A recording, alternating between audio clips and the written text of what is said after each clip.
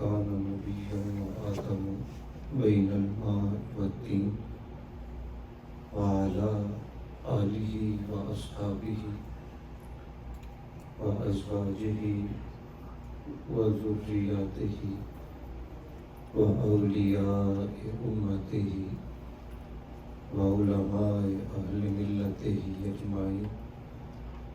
قال تعالى في القرآن المجيد: إنما يريد الله ليذهب عنكم الرجس أهل البيت ويطهركم تطهيرا. إن الله وملائكته يصلون على النبي يا أيها الذين آمنوا صلوا عليه وسلموا تسليما. اللهم صل على سيدنا محمد وعلى آل سيدنا محمد وبارك وسلم عليه. اللهم صل على سيدنا محمد وعلى آل سيدنا محمد وبارك وسلم علیہ. اللہ تعالیٰ کی حمد و ثنا حضور نبی رحمت صلی اللہ علیہ وآلہ وسلم کی بارگاہ بے کس پناہ میں ہدیہ درود و سلام عرض کرنے کے بعد عزت کے لائق معزز و محتشم سامعین و حاضرین کرام، دعا گو اللہ تعالیٰ ہم سب کا آنا اپنی بارگاہ میں قبول منظور فرمائے اور اس بابرکت دل کے صدقے اللہ تعالیٰ ہم سب کی بے حساب بخشش و مغفرت فرمائے. جیسا کہ آپ اخبار کے علم میں ہے، محرم الحرام کا مہینہ ہے اور ذکر اہل بیت ہر نبی علیہ السلام کا کلمہ پڑھنے والا زور و شور سے کرتا ہے، کیونکہ اس گھرانے کے ہم سب پر بڑے احسانات ہیں. تو آج عظمت اہل بیت پر چند باتیں آپ کی سماعتوں کی نظر کرنی ہیں. اللہ تعالیٰ مجھے حق گوئی کی توفیق عطا فرمائے. جس طرح حضور علیہ السلام سارے نبیوں اور سارے رسولوں سے افضل اور اعلیٰ ہیں، اسی طرح حضور علیہ السلام کا زمانہ سارے زمانوں سے افضل والا ہے، کیونکہ نسبت حضور سے ہو گئی. جس طرح حضور علیہ السلام سارے نبیوں اور سارے رسولوں سے افضل اور اعلیٰ ہے، اسی طرح حضور نبی رحمت صلی اللہ علیہ وسلم کا شہر مدینہ سارے شہروں سے افضل اور اعلیٰ ہے. جس طرح حضور علیہ السلام سارے نبیوں سے افضل اور اعلیٰ ہے، اسی طرح حضور علیہ السلام کا دین سارے دینوں سے افضل اور اعلیٰ ہے. جس طرح حضور علیہ السلام سارے نبیوں سے افضل اور اعلیٰ ہے، اسی طرح آپ کا قانون سارے قانونوں سے افضل و اعلیٰ ہے. آپ علیہ السلام کا کلام سارے کلاموں سے افضل و اعلیٰ ہے.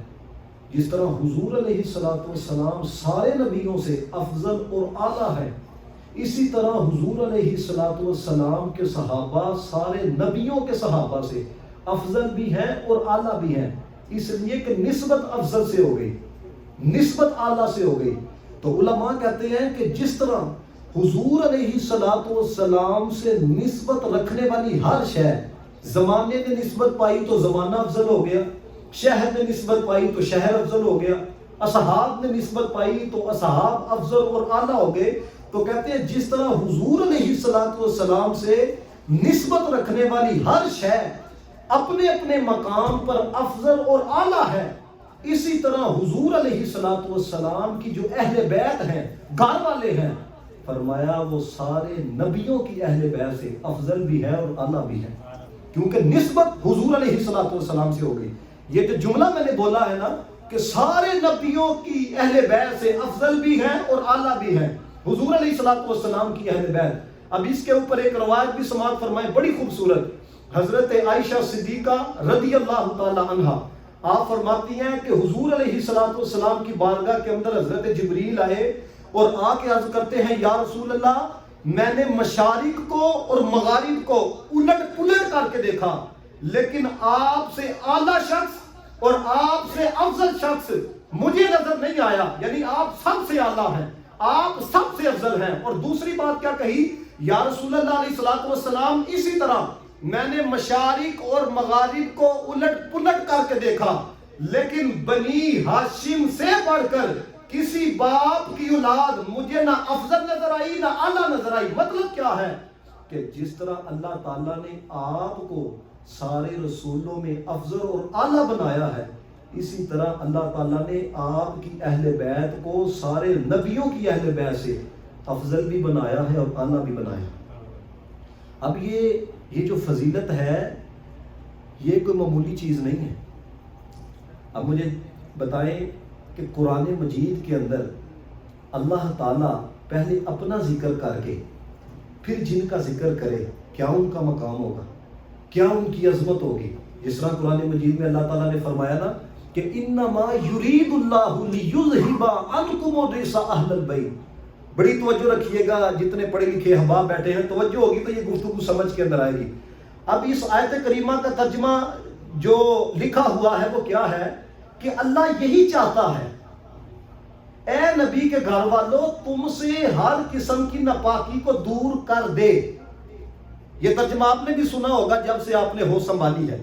اب یہاں پر جو علماء نے ایک نقطہ بیان کیا ہے وہ بڑے کمال درجے کا بیان کیا ہے، لیکن وہ اس وقت سمجھ کے اندر آئے گا جب پہلے ترجمہ آپ کے ذہن کے اندر پختہ ہوگا کہ ترجمہ توجہ سے ذرا پہلے سماعت کریں کہ اللہ یہی چاہتا ہے، اے نبی کے گھر والوں تم سے ہر قسم کی ناپاکی کو دور کر دے، اللہ یہی چاہتا ہے۔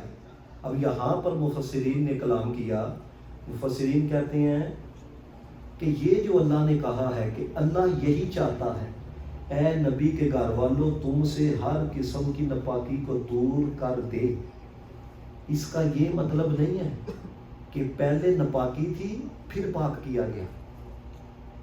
دیکھیں نا، بندہ کہتا ہے کہ میرا یہ ارادہ ہے کہ میں اس جگہ کو پاک کر دوں، تو ذہن کے اندر سوال کیا پیدا ہوتا ہے کہ ہو سکتا ہے پہلے وہ جگہ ستھری نہ ہو، سوال تو آتا ہے نا۔ لیکن مفسرین فرماتے ہیں یہ جو اللہ تعالیٰ نے کہا انما یرید اللہ لیذھب عنکم الرجس اہل البیت ویطہرکم تطہیرا، اللہ یہی چاہتا ہے اے نبی کے گھر والوں تمہیں ہر قسم کی ناپاکی سے دور کر دے۔ اس کا یہ مطلب نہیں ہے کہ پہلے ناپاکی تھی پھر پاک کیا گیا، اس کا یہ مطلب نہیں ہے کہ پہلے پاکی نہیں تھی پھر ستھرا کیا گیا، نہیں۔ مطلب کیا ہے؟ مفسرین نے یہ ہے جب عشق والے قلم اٹھاتے ہیں تو پھر کتنے کمال درجے کی بات کتنے آسان لفظوں کے اندر سمجھاتے ہیں۔ کہتے ہیں اس کا یہ مطلب نہیں کہ پہلے ناپاکی تھی تو پھر پاک کیا گیا، نہیں، بلکہ مطلب یہ ہے کہ جس طرح مسجد کے اندر خادم رکھا جاتا ہے، کس کے لیے؟ صفائی کے لیے، ستھرائی کے لیے۔ اب اس کو رکھنے کا مطلب یہ نہیں ہوتا کہ تجھے اس لیے رکھا جا رہا ہے کہ پہلے چونکہ مسجد ناپاک تھی تو تو نے پاک کرنا ہے، پہلے چونکہ مسجد پاک نہیں تھی اب تو نے ستھری کرنی۔ مطلب یہ نہیں ہوتا، مطلب یہ ہوتا ہے کہ تجھے اس لیے رکھا جا رہا ہے کہ مسجد پہلے ہی سے پاک ہے، تو نے بس باہر سے کوئی گند نہیں اندر آنے دینا، کوئی ناپاکی نہیں قریب آنے دینی۔ تو ترجمہ کیا کیا جاتا ہے کہ اللہ یہی چاہتا ہے اے نبی کے گھر والوں تم سے ہر قسم کی ناپاکی کو دور کر دے۔ لیکن ایک اہل عشق نے ترجمہ یہ کیا، اللہ یہی چاہتا ہے اے نبی کے گھر والوں تم سے ہر قسم کی ناپاکی کو دور رکھے۔ سمجھ آئی بات کی کہ نہیں؟ ہر قسم کی ناپاکی کو دور رکھے۔ اب یہاں پر آپ نے توجہ رکھنی ہے، میں سب کی توجہ چاہوں گا۔ اللہ تعالیٰ نے اپنا ذکر کیا انما یرید اللہ، ٹھیک ہے؟ اب اگر آپ قرآن کا مطالعہ کریں نا، قرآن مجید کے اندر جب اپنے گھر کی باری آئی نا تو اللہ تعالیٰ نے کیا فرمایا؟ وَعَهِدْنَا إِلَىٰ إِبْرَاهِيمَ وَإِسْمَاعِيلَ أَن طَهِّرَ بَيْتِيَ لِلطَّائِفِينَ وَالْعَاكِفِينَ وَالرُّكَّعِ السُّجُودِ۔ فرمایا کہ ہم نے ابراہیم خلیل اللہ کو تاکید فرمائی، ہم نے اسماعیل ذبیح اللہ کو تاکید فرمائی، کس بات کی؟ ان طاہرہ، کہ یہ کہ وہ ہمارے گھر کو پاک کریں، للطائفین، اعتکاف کرنے والوں کے لیے۔ کن کے لیے؟ اعتکاف کرنے والوں کے لیے، طواف کرنے والوں کے لیے، رکوع کرنے والوں کے لیے، سجود کرنے والوں کے لیے، وہ ہمارے گھر کو پاک کریں۔ آپ اندازہ کریں اپنے گھر کی باری آئی تو اللہ تعالیٰ نے ابراہیم خلیل اللہ کا ذکر کیا کہ تم نے پاک کرنا ہے. اللہ تعالیٰ نے حضرت اسماعیل ذبیح اللہ کا ذکر کیا کہ تم نے پاک کرنا ہے. لیکن جب محبوب کے گھر والوں کی بات آئی نہ اللہ تعالیٰ نے حبیب اللہ کا ذکر کیا, نہ ابراہیم خلیل اللہ کا ذکر کیا, نہ اسماعیل ذبیح اللہ کا ذکر کیا. فرمایا انما یرید اللہ, اللہ تعالیٰ نے اپنا ذکر فرمایا. تو آپ اندازہ کریں کہ جن کو رب کائنات نے ستھرا رکھا ہو وہ کتنے ستھرے ہوں گے.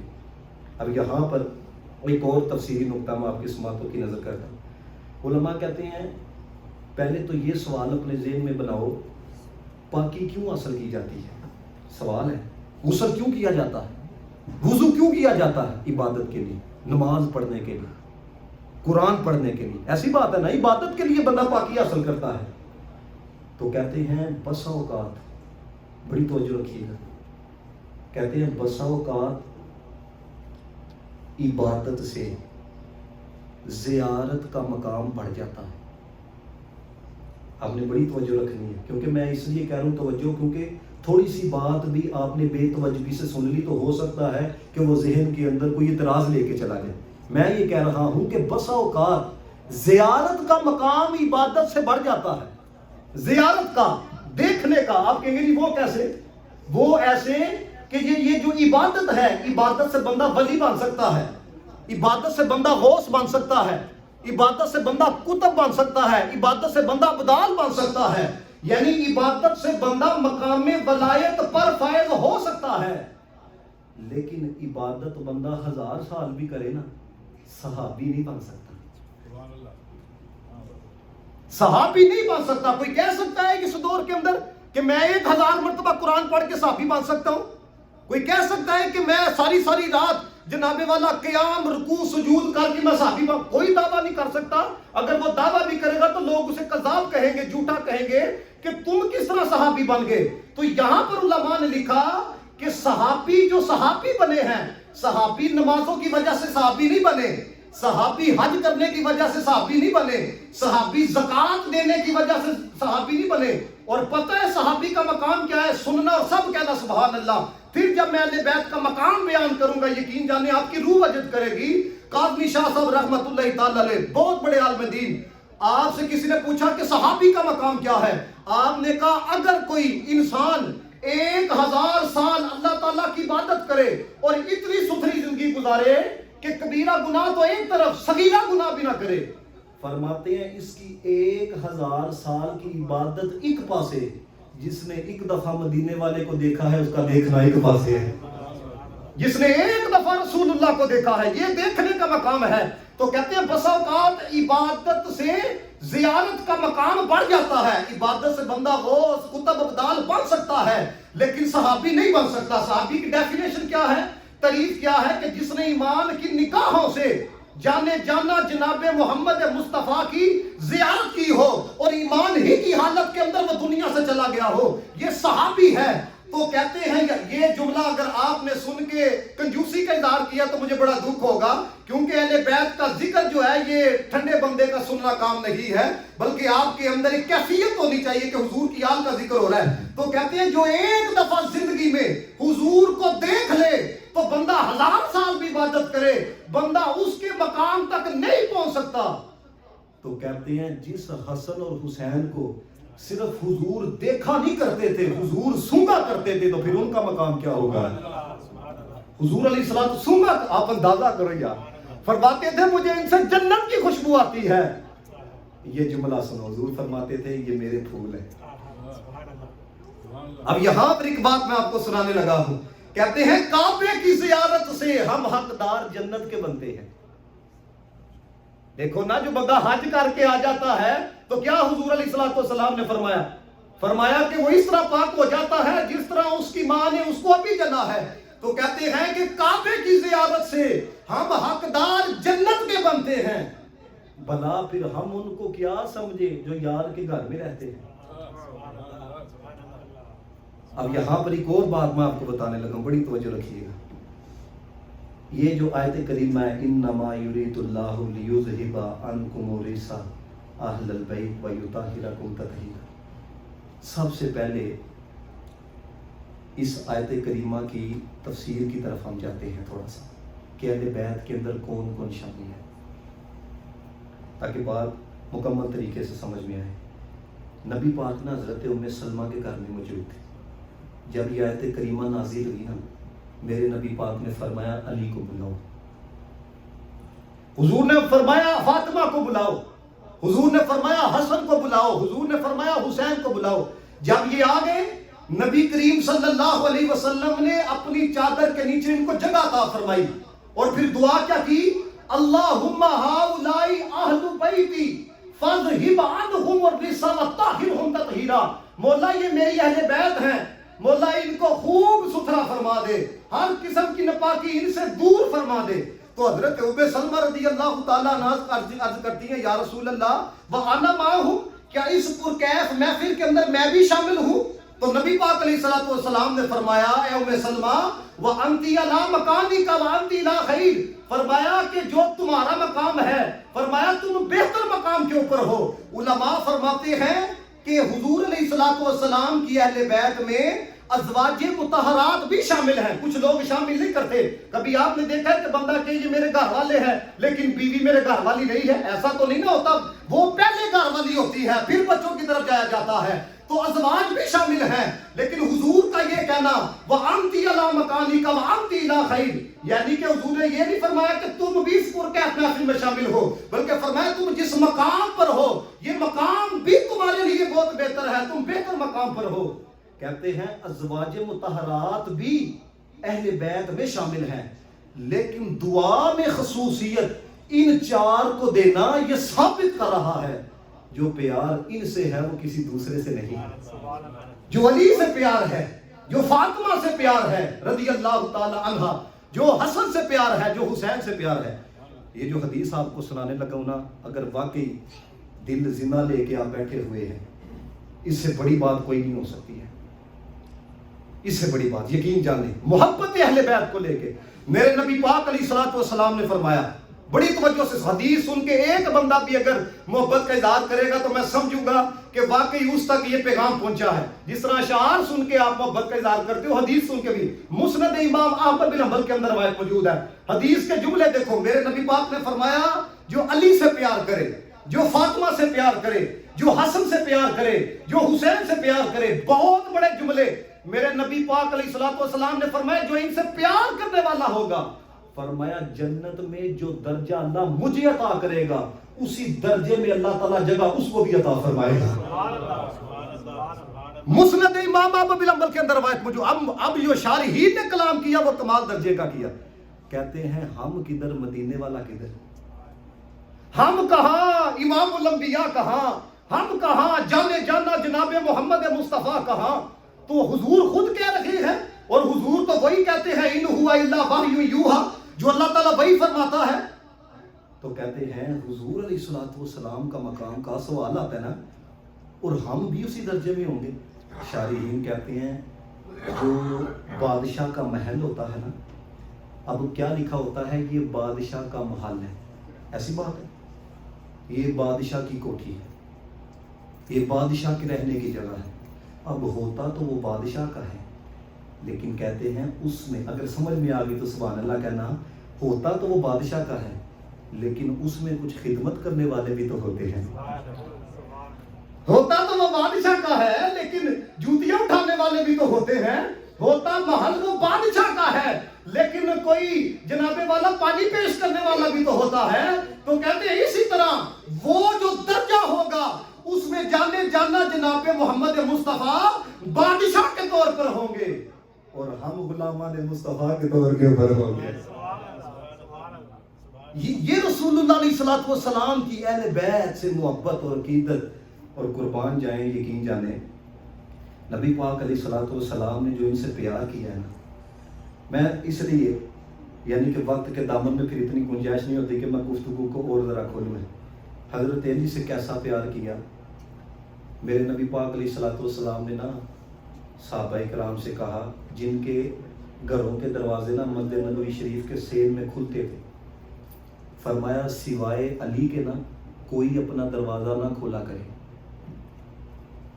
سوائے علی کے۔ اب کچھ لوگوں نے نا چین گوئیاں کرنا شروع کر دی. حضور نے خطبہ ارشاد فرمایا, نبی پاک نے فرمایا یہ بات میں کوئی اپنی طرف سے تو نہیں کر رہا, نہ میں کسی چیز کو بند کرواتا ہوں نہ کھلواتا ہوں, میں تو اپنے رب کے حکم کی اتباع کرتا ہوں. اس نے کہا ہے کہ علی کے سوا سب کا بند کروانا ہے. اب یہ کیوں کہا گیا؟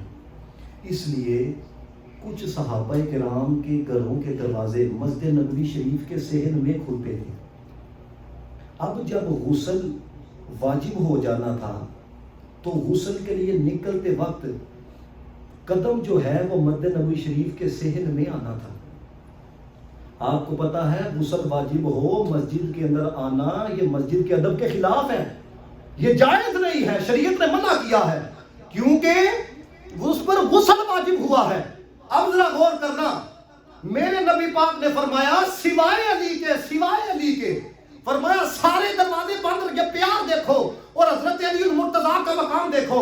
علماء فرماتے ہیں اسے پتہ یہ چلا دو شخصیات ایسی ہیں پوری کائنات کے اندر, دو شخصیات جو غسل کی حالت کے اندر بھی مسجد میں آ سکتی ہیں, غسل کی حالت کے اندر بھی. وہ کون سی ہے؟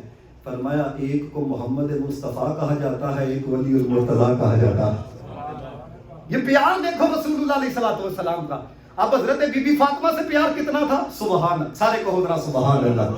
حضرت فاطمہ سے رسول اللہ علیہ السلام کا پیار اتنا تھا, حضرت فاطمہ جب آیا کرتی تھی نبی پاک علیہ السلام اٹھتے تھے. اس جملے پہ میں کیوں رکا ہوں؟ ذرا ایک لمحے کے لیے سوچو کہ اٹھ کون رہا ہے. حضرت فاطمہ جب آیا کرتی تھی حضور اپنی جگہ سے اٹھا کرتے تھے. یہ ہے بیٹی کو عزت دینا, یہ ہے ایک عورت کو عزت دینا, یہ ہے ایک لڑکی کو عزت دینا. دیتا ہے کائنات کے اندر کوئی اتنی عزت جو رسول اللہ نے دی ہے؟ نبی پاک اٹھا کرتے تھے. اور پھر دوسری چیز دیکھیے, حضور ماتھا چوم کے اپنی جگہ پہ بی بی فاطمہ تو زہرا کو بٹھایا کرتے تھے. ہائے ہائے, مجھے بتائیں اس سے بڑھ کر عورتوں کے حقوق کائنات میں کوئی دکھا سکتا؟ یقین جانے, میں پہلے کہہ رہا ہوں دیکھیں نا, ابھی پتہ بھی نہیں لگا, میں نے آیت کے اوپر صرف ایک دو تفسیر آپ کو سنائی ہے اور گفتگو چلائی ہے, تو صرف وہ 5 منٹ رہ گئے. اب حسنین کریمین سے کیسا پیار تھا. حضرت عمر فاروق کہتے ہیں میں نے دیکھا نبی پاک علیہ السلام نے کندھوں پہ امام حسن کو بٹھایا ہوا ہے, امام حسین کو بٹھایا ہوا ہے. تو میں نے دیکھ کے کہا یا رسول اللہ سواری کتنی شاندار ہے. اس جملے کا لطف لیجئے گا. حضرت عمر فاروق کہتے ہیں میں نے دیکھ کے کہا سواری کتنی شاندار ہے. نبی پاک علیہ السلام نے فرمایا اے عمر سواری بھی شاندار ہے, سوار بھی شاندار ہے. دونوں سے پیار دیکھو, دونوں سے محبت دیکھو. اور یہاں تک میں نے پڑھا کہ ایک دن نا حضرت امام حسن اور امام حسین کے درمیان کشتی ہو رہی ہے. تو نبی پاک علیہ السلام حضرت امام حسن کو کہہ رہے ہیں کہ حسین کو بازو سے پکڑو, حسین کو لات سے پکڑو, یوں یہاں سے زور سے پکڑو.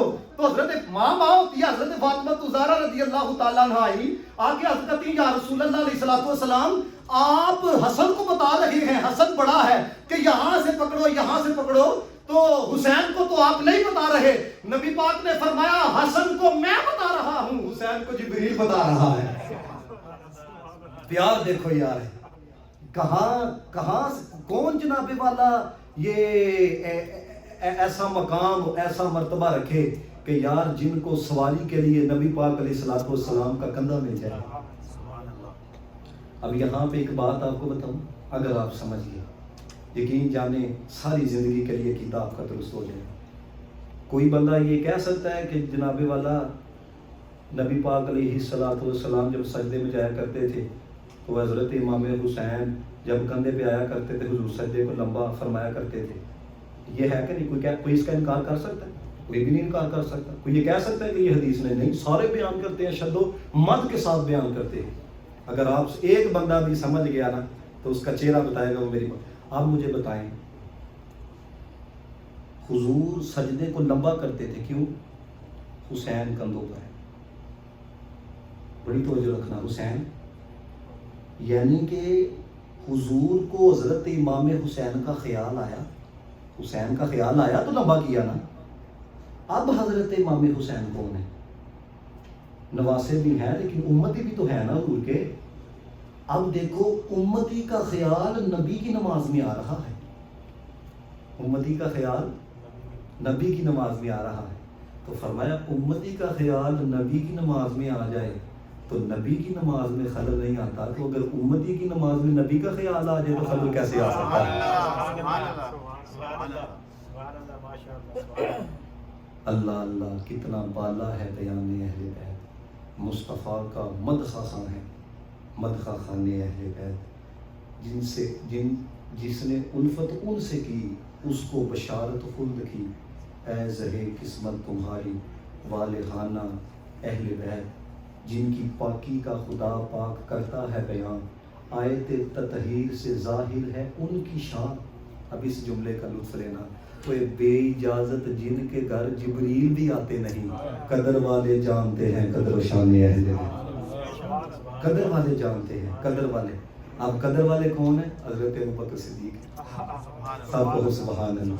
قدر والے کون ہیں؟ حضرت عمر فاروق ہیں. قدر والے کون ہیں؟ حضرت عثمان غنی ہیں. قدر والے کون ہیں؟ حضرت علی المرتضیٰ شیر خدا رضی اللہ تعالیٰ عنہ ہیں. قدر والے کون ہیں؟ حضرت امیر معاویہ رضی اللہ تعالیٰ عنہ. میں آپ کو بتاتا ہوں قدر انہوں نے کیسے کی ہے. مجھے بتائیں میں یہاں پہ ہوں، عزت دی ہے، مجھے پاکستان سے بلایا گیا ہے، میں آپ کے سامنے بیان کر رہا ہوں. اب مجھے اگر جنید بھائی ہی صرف کہہ دیں، ایسے ہی کہہ دیں کہ علامہ صاحب آپ نا ادھر آ جائیں، ادھر آ کے ادھر سے آ کے ادھر بیٹھ جائیں، میں جتنی بھی عزت جتنی بھی عاجزی اختیار کروں گا نا، میرے ذہن میں خیال آئے گا کہ یار انہوں نے مجھے کہہ کے ممبر سے نیچے بلا دیا. وہ خیال تو آئے گا. اب میری کوئی حیثیت نہیں. افضل البشر بعد الانبیاء کون ہے؟ صدیق اکبر. امام حسن کی چھوٹی عمر ہے، امام حسین کے بارے میں بھی آیا، لیکن میں نے جس کتاب میں پڑھا امام حسن کے بارے میں آ کے کیا کہتے ہیں؟ حضرت ابوبکر صدیق کو نیچے اترے یا ممبر میرے نانے کا ہے. اب یہاں پر ایک بات ہے کہ حضرت ابوبکر صدیق رضی اللہ تعالیٰ عنہ نے یہ نہیں کہا کہ میرا مقام تو یہ ہے کہ نبی پاک صلی اللہ علیہ وسلم نے فرمایا سب کے احسانات کا بدلہ دے دیا ہے، ابوبکر کے احسان کا بدلہ کل قیامت والے دن میرا رب عطا فرمائے گا. انہوں نے یہ نہیں کہا میرا یہ مقام، میرا یہ مرتبہ، اور نیچے اتر کے یہ بھی نہیں کہا کہ شہزادے ہو اگر آپ نے یہ بات کرنی ہی تھی تو کان میں کر دیتے. وہ سب کے سامنے کہہ دیا ہے کہ چلو آپ نیچے آ جائیں.